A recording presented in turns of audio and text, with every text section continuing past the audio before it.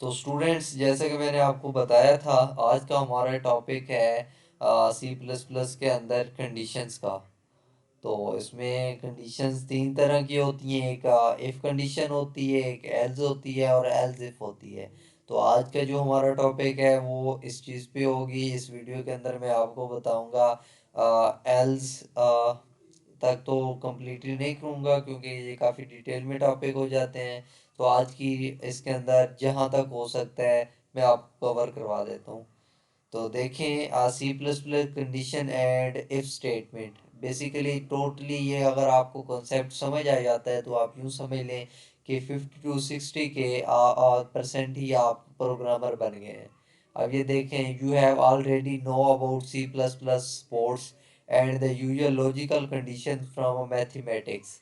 ये देखें कि मैथमेटिक्स यूज़ हो रही है किसके अंदर, प्रोग्रामिंग के अंदर। और ये साफ सी बात है, मैथमेटिक्स ही यूज़ होती है। लेस देन के लिए क्या यूज़ होता है, ये ऑपरेटर यूज़ होता है। ठीक हो गया। लेस देन इक्वल टू के लिए ये यूज़ होता है, ग्रेटर देन के लिए हम ये करते हैं, और ग्रेटर देन इक्वल टू के लिए ये वाला।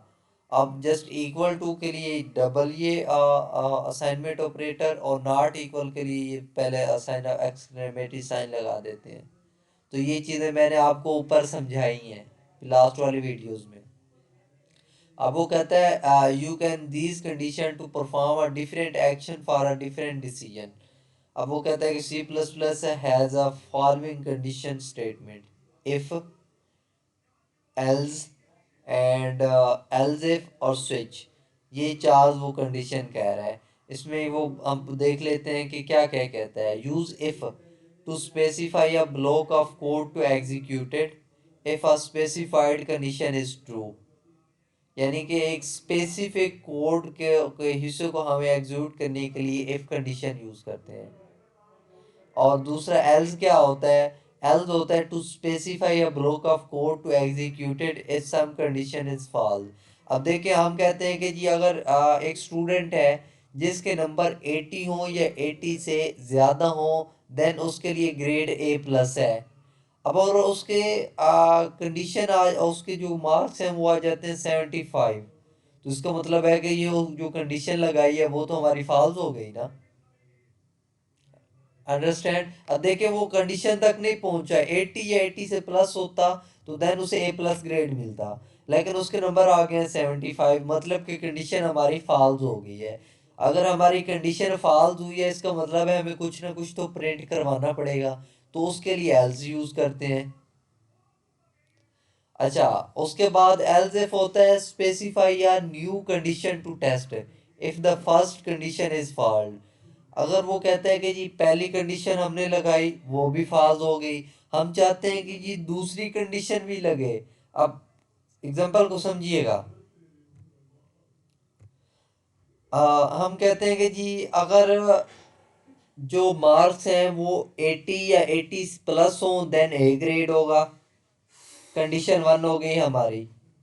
दूसरी कंडीशन हम क्या लगा देते हैं, दूसरी हम लगाते हैं जी 70 या 70 से प्लस हो, देन उसका ग्रेड होगा ए। समझ आइए, दो शर्तें लग गई ना कंडीशन। एक पहली कि अगर 80 प्लस हो देन ए ग्रेड, अगर 70 प्लस हो और 80 से लेस देन हो देन बी ग्रेड, जैसे सॉरी ए ग्रेड। ठीक हो गया। ए 80 80 से प्लस हो तो मतलब है कि ए प्लस ग्रेड है। अगर 80 से कम और 70 से ज़्यादा है तो देन ए ग्रेड आ गया। ओके, मतलब हमने दो कंडीशंस लगाई। तो ये एल्स इफ के अंदर यही एग्जांपल आपको दूंगा।